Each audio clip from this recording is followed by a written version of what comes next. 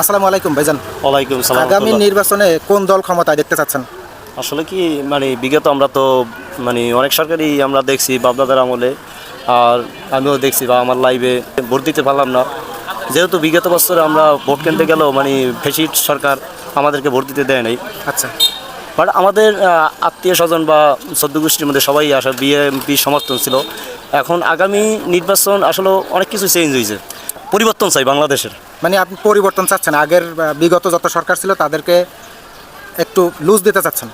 লোচান ফেসিস যা করছে, এখন যদি আমরা সেই সরকার যদি আমরা এই বাংলাদেশের মাটিতে বসে, তাহলে সেটা তো হবে না। কারণ আমরা চাচ্ছি মানে নতুন একটা সরকার দল গঠন করুক।